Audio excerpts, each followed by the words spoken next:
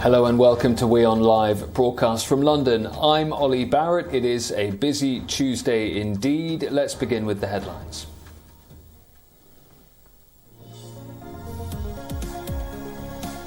French President Emmanuel Macron is in Kiev as we speak after discussing security guarantees with Russian President Vladimir Putin in Moscow on Monday.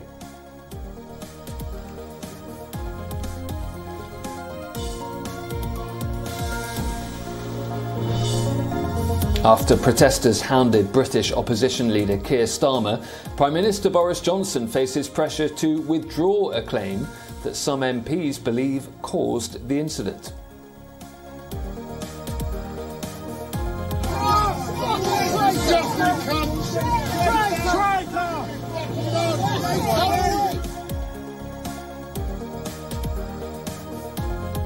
Australia's Prime Minister apologises for widespread sexual harassment, abuse and bullying of political staff, a year after a high-profile rape allegation rocked the country's parliament.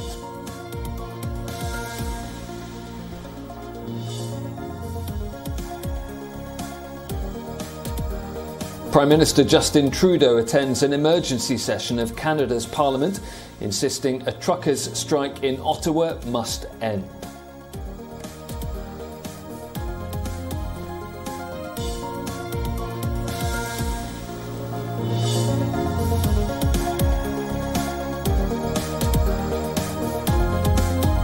Iran's Supreme Leader Ayatollah Ali Khamenei accuses Joe Biden and Donald Trump of damaging the reputation of the United States in rare, direct criticism of US presidents.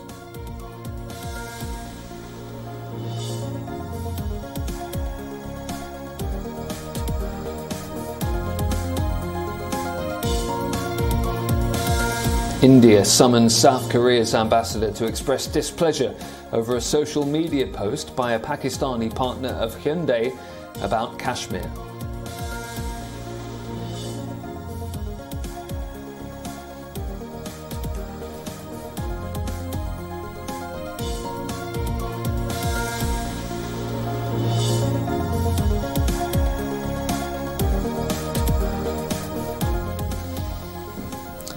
And we will begin here in the UK, where opposition leader Keir Starmer has been heckled by anti-vaccine protesters near Parliament in London.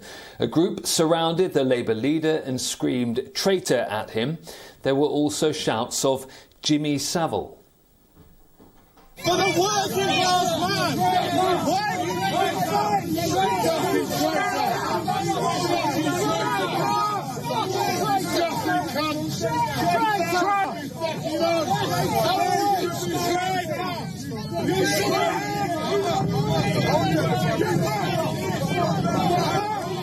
Move out of the way! Get back! Move out of the way! Starmer was unharmed and was escorted away safely by police. The Jimmy Savile reference comes from a debunked claim that Keir Starmer personally failed to prosecute the serial sex offender and paedophile Jimmy Savile. Prime Minister Boris Johnson has condemned the harassment of Starmer, calling the behaviour of those protesters disgraceful and unacceptable. But several lawmakers blame the Prime Minister himself for this incident. That's because Boris Johnson made claims about Starmer's role in the Savile case in the House of Commons last week. Let's be absolutely clear. I'm talking not about the leader of the opposition's personal record when he was DPP, and I totally understand that he had nothing to do personally with those decisions. I was making a point about his responsibility for the organisation as a whole, and I think people can see that. And I really do want to clarify that because it is important.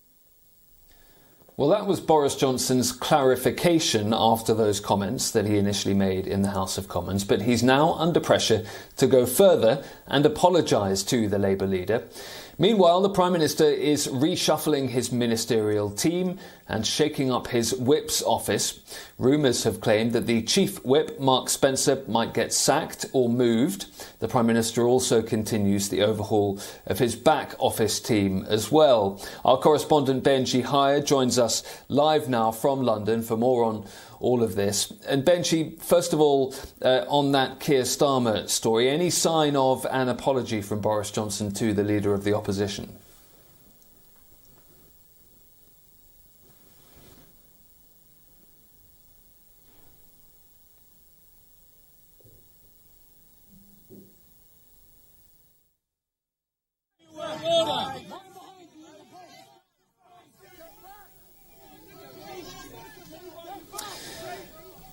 Benji, what of that apology that many MPs want from Boris Johnson to Keir Starmer? Any sign of that?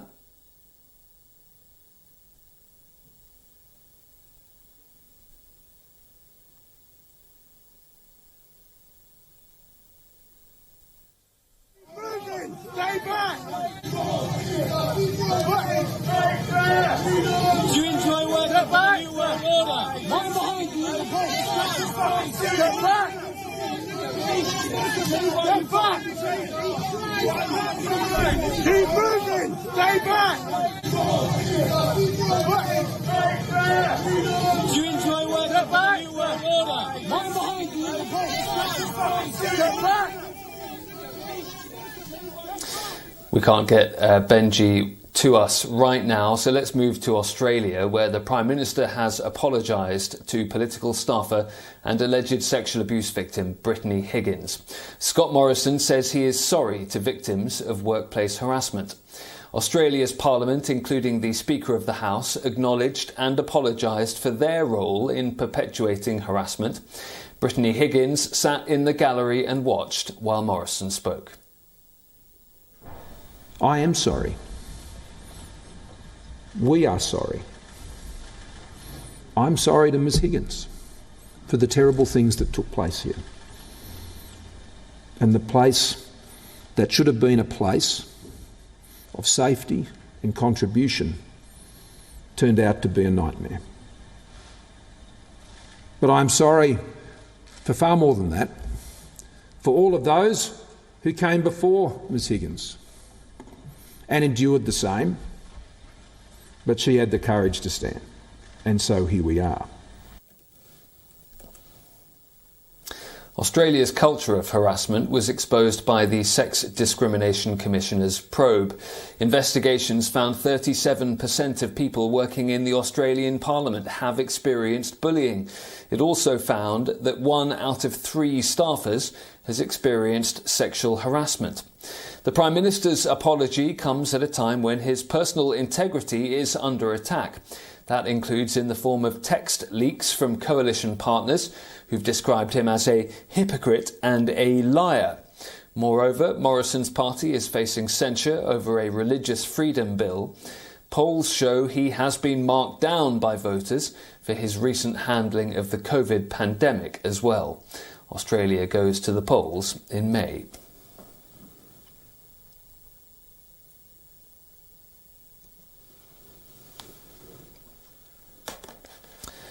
Canada next, where Prime Minister Justin Trudeau has again called for truckers' protests to end.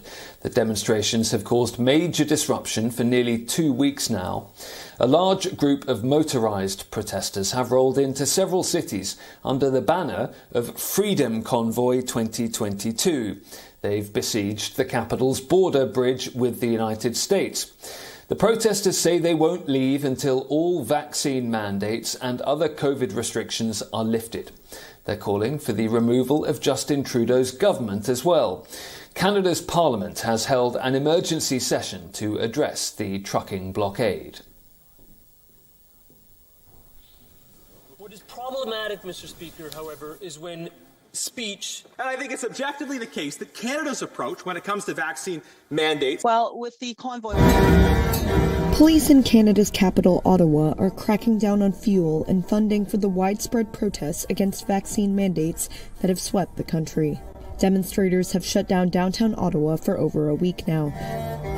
blockading streets and blaring car horns. That's prompted an interim injunction from a Canadian judge silencing the noise, part of a class action lawsuit brought on behalf of neighborhood residents. City Police Chief Peter Slowly told reporters Monday his officers have been working non-stop to end the disruption. Our efforts combined with the city's efforts eliminated the GoFundMe. $10 million are no longer accessible to the demonstrators. There are other funding avenues that we continue to aggressively go after through intelligence, information, coordination with financial institutions, and all three levels of government. We will be relentless in pursuing the funding that has enabled this demonstration to continue to this point.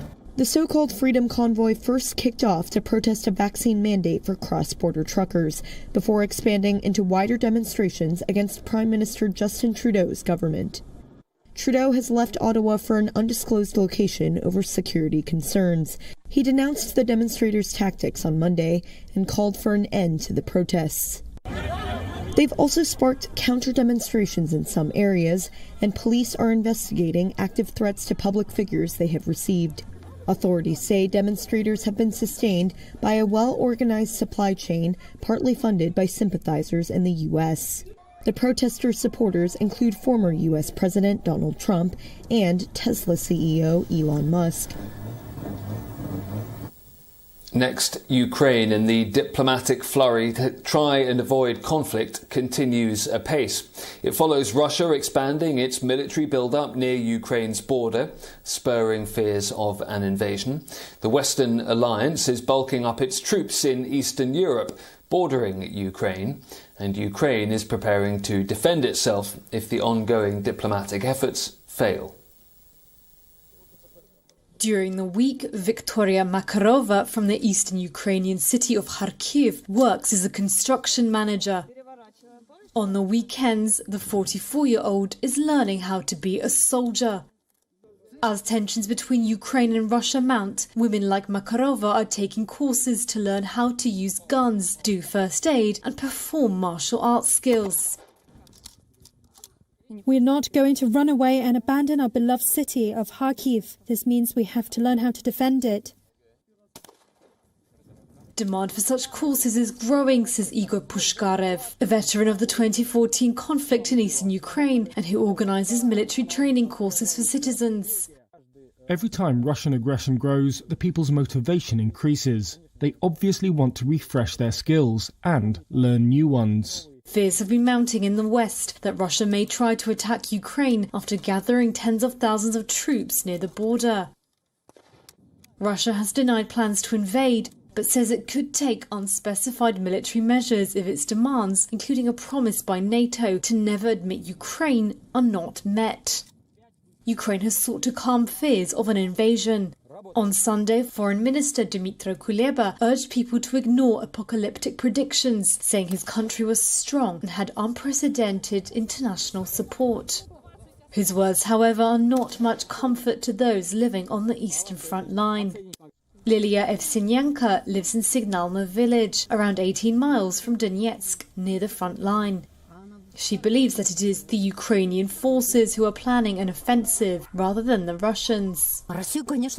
Of course we rely on Russia. What else can we do? No one will help us except Russia. No one. We're at the front line. We will be affected more than others. And other women in Signalno say they are living in fear. How can we flee? If it starts whizzing, how can we flee? Will we hide in a basement or just in the corner? I don't hide in a basement now. More often I just sit in some corner and pray. We pray every day for peace. We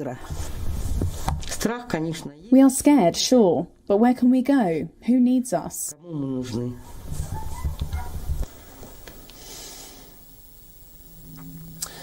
Let's go back to our top story now. And actually, in the last few moments, the Speaker of the House of Commons, Sir Lindsay Hoyle, has been giving a statement to MPs, re that hounding of Sir Keir Starmer, the leader of the Labour Party that we saw in Westminster last night, which some MPs are linking to comments that Boris Johnson, the Prime Minister, had previously made about Keir Starmer and the prosecution or otherwise of the paedophile and sex offender Jimmy Savile. Many MPs are calling on Boris Johnson to apologise. So Lindsay Hoyle, in this statement to the House of Commons, has said words have consequences. Well, let's talk to Benji Hire about this now. And Benji, any sign of that apology that some MPs do want to see from Boris Johnson to Keir Starmer? No, not yet, Ollie. Boris Johnson did write a tweet in which he condemned the disgraceful and unacceptable behaviour in his words, but he stopped short of actually saying sorry. That's despite, as you say, many MPs calling on him to do so, even MPs from his own side, because of what they argue could be a link between those ugly scenes that you saw and remarks made by Boris Johnson in the House of Commons, where he alleged that Sir Keir Starmer, in his previous capacity as Director of Public Prosecutions, did not prosecute the child abuser, I should say, Jimmy Savile. And over all of this, we've also seen one of Boris Johnson's longest-serving aides resign because of Boris Johnson's refusal to apologise. Now, you may have also heard earlier in the programme that Boris Johnson did seek to clarify the remarks. He said afterwards that he was not explicitly saying that Sir Keir Starmer was responsible personally, but nonetheless the Labour Party have directly linked Boris Johnson by saying that he is responsible partly for inciting that mob that we saw because of what he said. Again, those remarks being echoed by the Speaker of the House of Commons in the sense that words matter and words have implications. In fact, Labour MP Chris Bryant even said in his words that this is exactly the same as Donald Trump's playbook. Importantly for Number 10, importantly for the Prime Minister, no Conservative MPs have come forward in the past couple of hours to give their letters of no confidence in their leader. But if 54 of those are submitted, then there will be a confidence vote in the PM. Yet, of course, we don't actually know that because some of those letters could have gone in anonymously, but certainly true that no one has publicly said they are submitting a letter in the last few hours. And Benji, Boris Johnson's been holding his cabinet this morning. A reshuffle we expect to be underway, even if it's only a mini reshuffle. What should we read into some of those touted moves that we're hearing about in Boris Johnson's ministerial team? That's right. Those changes could come potentially as soon as today following that cabinet meeting. The talk perhaps of the chief whip being replaced. You might recall that he stand accused of telling a former minister that she was replaced in her position because other colleagues were uncomfortable about her Muslim faith. Also expected to be further support for Steve Barclay. He's just been appointed as the new Number 10 Chief of Staff, but he also holds other positions. He's an MP, he's a minister, and therefore giving him extra support might be seen as something needed. In general, a real effort, a concerted effort by Number 10, by Boris Johnson, to try to give the impression that there's going to be a fresh start in Downing Street, new members coming in to oversee operations, and that's of course in light of the so-called Partygate, those series of revelations about gatherings held in the Prime Minister's residence during lockdowns, which opposition parties argue were against the rules at the time. And this is certainly going to, as Number 10 hopes, give the impression that Boris Johnson is sort of starting afresh here, has listened to the concerns that were raised in senior civil servant Sue Gray's report into those gatherings, and that this new crop of people coming in will be able to deliver on the promises that Boris Johnson wants to see for the country and kind of move away from Partygate, other sort of rows, and potentially provide quite a neat distraction from what's been a very uncomfortable and turbulent few weeks for Boris Johnson. OK, Benji, thank you.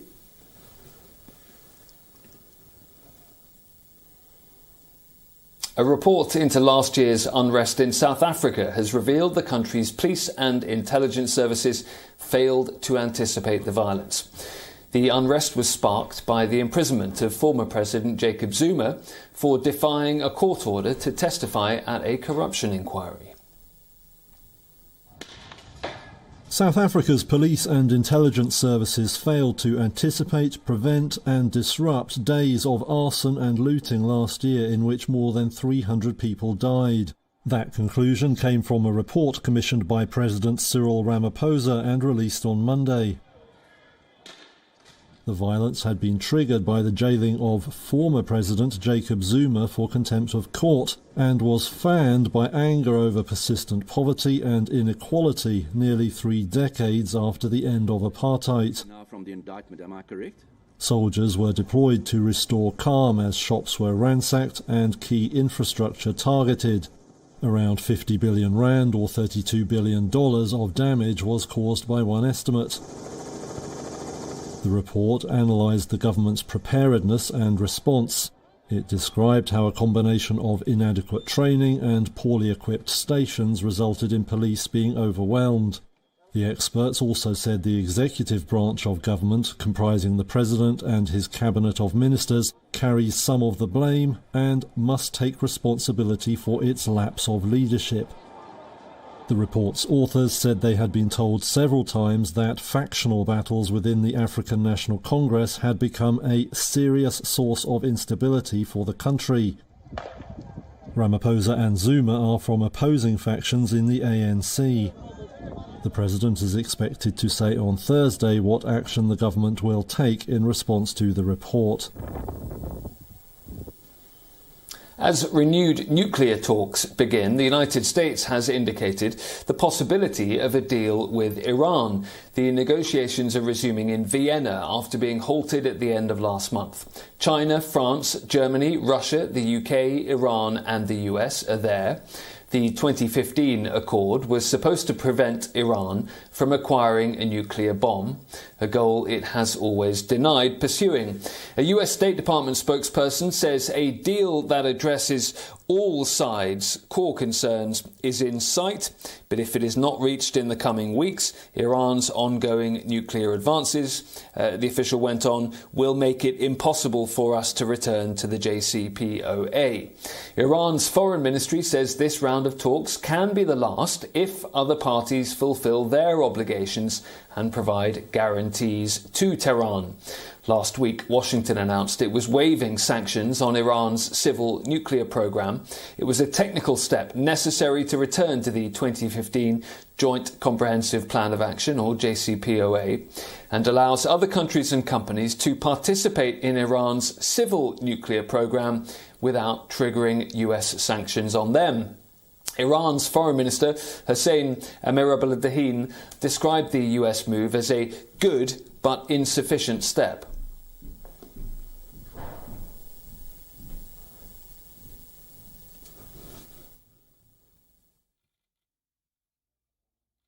الان بسیار زود هست که ما در خصوص نتیجه مذاکرات بخوایم پیشگویی بکنیم. اساساً در فضای بین‌الملل پیشگویی امر درستی نیست. آنچه که من میتونم به شما بگم این هستش که هیئت مذاکراتی جمهوری اسلامی ایران بدون فوت وقت برای رفع تحریم‌ها و لغو تحریم‌های غیرقانونی و فراسرزمین ایالات متحده در وین حاضر بوده. ادامه خواهیم داد. خطوط قرمز ما کاملا روشن هست در حوزه رفع تحریم‌ها که تمرکز ویژه ما هست. اگه اونها رعایت بشه قطعاً به توافق. 4 days into the Winter Olympics and China has locked down a city of over 3 million people near the border with Vietnam. Officials in the city of Baise in the southern region said no one would be allowed to leave. Residents in some neighbouring districts will also be confined to their homes. The movement of traffic will be controlled by administrators. All this after a resident who returned home for the week-long Lunar New Year holiday tested positive for COVID-19.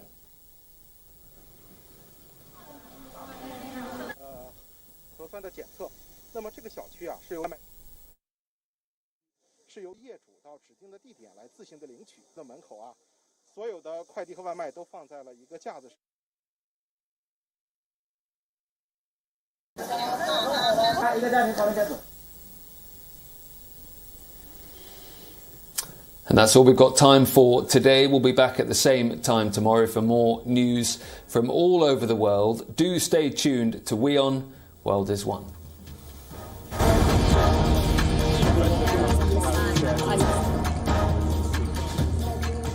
Many other